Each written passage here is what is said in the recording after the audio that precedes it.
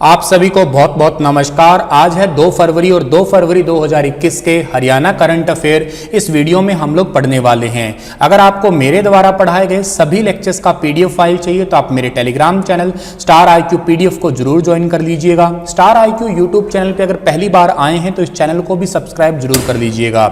चलिए बढ़ते हैं आगे हम लोग। और सबसे पहली बात, कल आपसे सवाल पूछा था, उसका सही जवाब क्या होगा कि हरियाणा में सबसे बड़ी फूलों की मंडी रिसेंटली गुरुग्राम में खोली गई है 2021 में। जनवरी 2021 का ही हरियाणा करंट अफेयर था ये। अगर आप लोगों ने पूरे महीने की करंट अफेयर वीडियो नहीं देखी है अभी तक तो जरूर देख लीजिएगा आप लोग।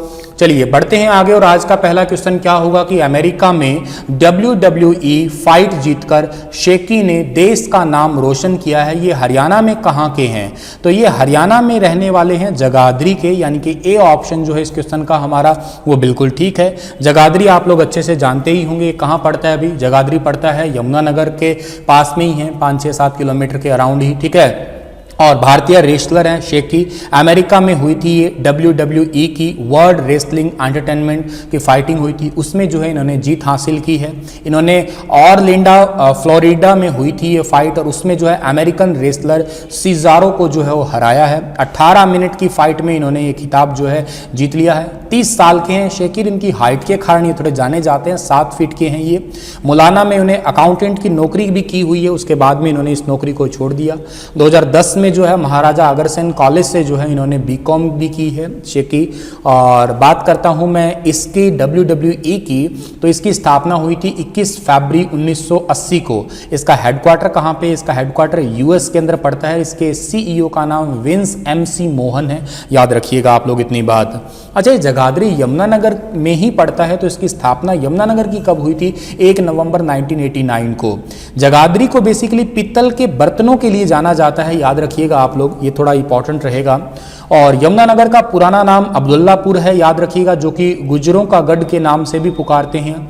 इस रेलवे स्टेशन का नाम भी यमुनानगर जगाधरी है और ये प्लाईवुड यूनिट्स के लिए बहुत ही ज़्यादा फेमस है हरियाणा के अंदर। सरस्वती नदी का उद्गम स्थल आदि बद्री, काठगढ़, सिखों की पहली राजधानी लोहागढ़ जो कि बंदा बहादुर सिंह गुरुद्वारा, ये सारी चीज़ें यमुनानगर में ही हैं। ताजेवाला हेड भी आप याद कर सकते हो, जहाँ पे थोड़े टाइम पहले जो है प्रवासी पक्षी भी आए थे। हथेनी कुंड बैराज भी आप याद कर सकते हो। अगली बात याद करते हैं हम लोग, तो हाल ही में किसने हरियाणा राजभवन में 26 जनवरी की परेड में हिस्सा लेने वाले कैड्स को जो है, जितने भी जो आपके कैड्स थे उनको स्वयं सेवकों को सम्मानित किया है।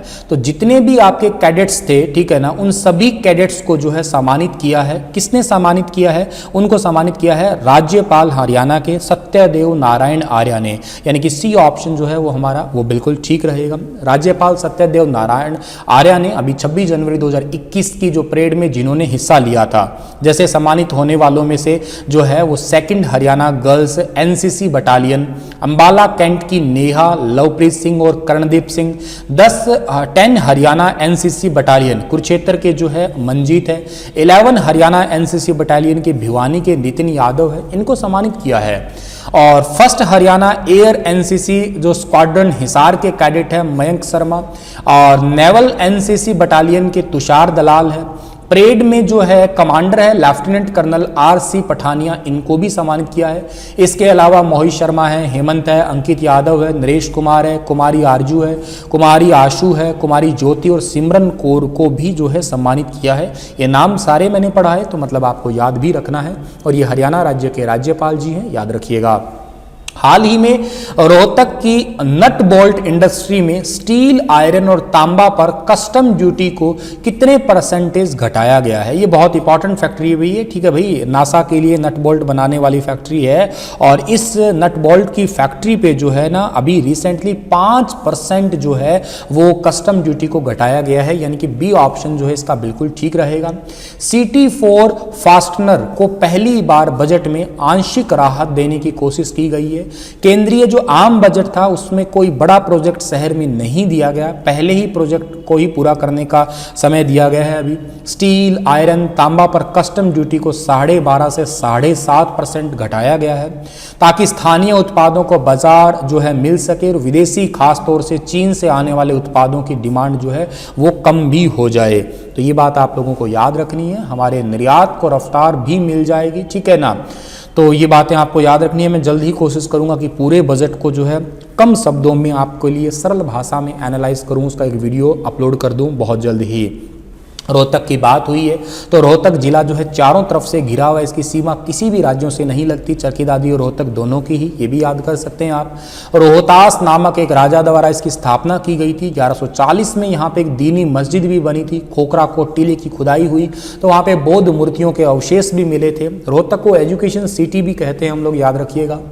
हाल ही में पानीपत की खेल और युवा कार्यक्रम अधिकारी राज यादव को किस जिले का चार्ज दिया गया है? तो पानीपत की खेल और युवा कार्यक्रम अधिकारी राज यादव को जो है वो अभी रिसेंटली सोनीपत का भी जो है चार्ज दिया गया है, यानी कि डी ऑप्शन जो है इसका हमारा वो बिल्कुल ठीक रहेगा। मतलब राज यादव अब एक साथ 2 जिलों का चार्ज संभालेंगे, ठीक है, पानीपत के साथ साथ सोनीपत का भी। और सप्ताह में 3 दिन जो है एक डिस्ट्रिक्ट में, 3 जो है सोनीपत में, मतलब 3 दिन पानीपत 3 दिन सोनीपत में रहेंगी। इन्होंने पानीपत को जो है ज्वाइन किया था, 14 जैन को ज्वाइन किया था, ये भी याद कर लेना। पानीपत में आने से पहले ये कैथल, गुरुग्राम और रेवाड़ी में भी काम कर चुकी है। एथलीट्स में इंटरनेशनल प्लेयर रह चुकी हैं। 29 साल एथलीट्स की कोच भी रही हैं ये। गुरुग्राम में 2 प्लेयर ओम प्रकाश और पूनम तनेजा ओलंपिक खेल चुके हैं, इन्हीं के ही जो है कोच की निगरानी में रहते हुए, ठीक है। तो ये बातें तो आप लोगों को याद रख लेनी है। सोनीपत की स्थापना हुई है 22 दिसंबर 1972 को। उस समय गोहना और सोनीपत 2 ही तहसील हुआ करती थी। इसको महाभारत काल से स्वर्ण प्रस्थ कहा जाता है, याद कर लेना आप लोग, ठीक है। और 1866 में यहाँ से सोरे की मिट्टी से बनी की प्रतिमा भी प्राप्त हुई है, ये भी याद करना आप लोग। चलो जी आगे जाते हैं हम लोग। केंद्र सरकार की तरफ से फसल अवशेष प्रबंधन के लिए हरियाणा समेत कितने राज्यों को सब्सिडी दी जाएगी?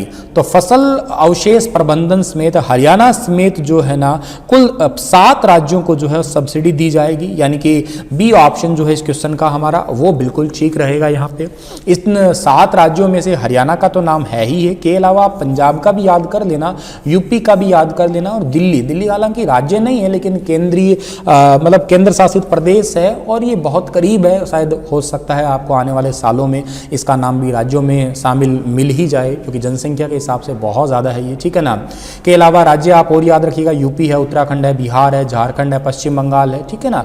इनमें जो है फसल का जो अवशेष है उसके प्रबंधन के लिए जो है राशि वितरित की जाएगी, ये बात भी आप लोगों को याद रखना है।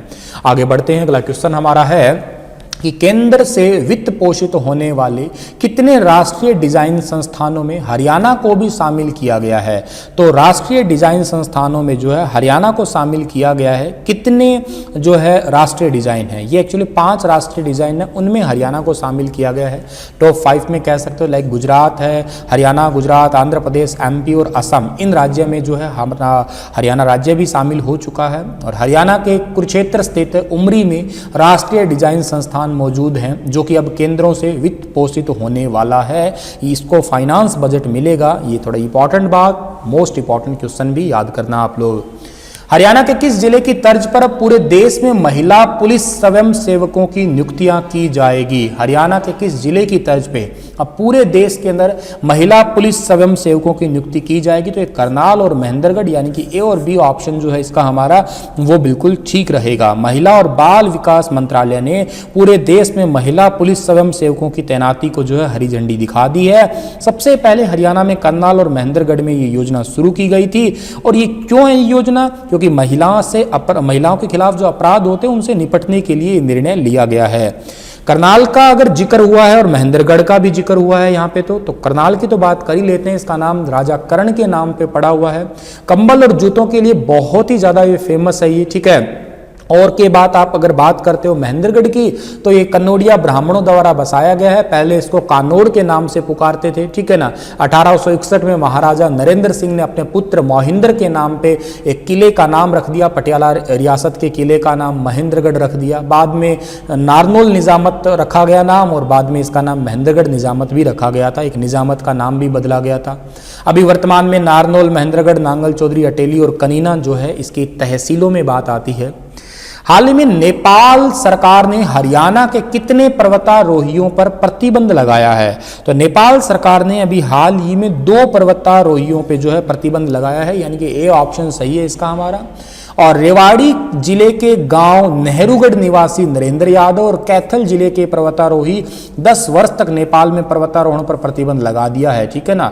इन पे अब लगा दिया है। बेसिकली जो नरेंद्र है वो एवरेस्ट पर नहीं पहुंच पाया था, मगर उन्होंने फर्जीवाड़ा करके दुनिया की सबसे ऊंची चोटी फतेह करने के जो प्रमाण पत्र हासिल कर लिया था, इस वजह से ही, ठीक है। थोड़ा टाइम पहले इनको तेंजिंग नार्गे अवार्ड भी मिलने वाला था, लेकिन फिर भारत लोगों ने शिकायत की, शिकायत के बाद में जो है अवार्ड पे रोक भी लगा दी थी। तो ये बात भी आप याद कर सकते हैं। ये है नरेंद्र, जिनको फर्जीवाड़े के लिए 10 साल तक के लिए रोक लगा दी है भाई।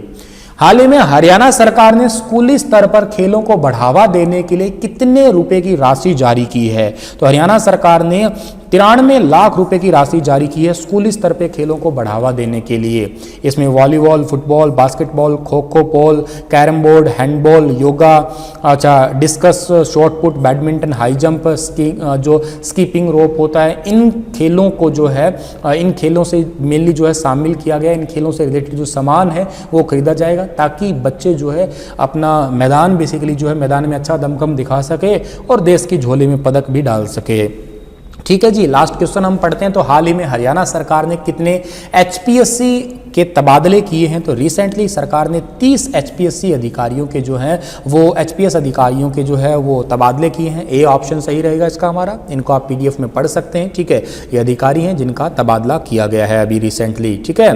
चलिए जी, इसी के साथ ये लेक्चर समाप्त होता है। और आपके लिए क्वेश्चन क्या रहेगा कि हाल ही में हरियाणा सरकार ने किस योजना की शुरुआत की है? One of the most important question है। बताइए, आपकी बेटी हमारी बेटी, आपकी बेटी सबकी बेटी, आपकी बेटी और गौरवान्वित बेटी, और इनमें से कोई नहीं? बताइए विस्तार से। कल फिर हाजिर रहूंगा लेटेस्ट अपडेट के साथ। तब तक हंसते मुस्कुराते जरूर रहना। Thank you so much.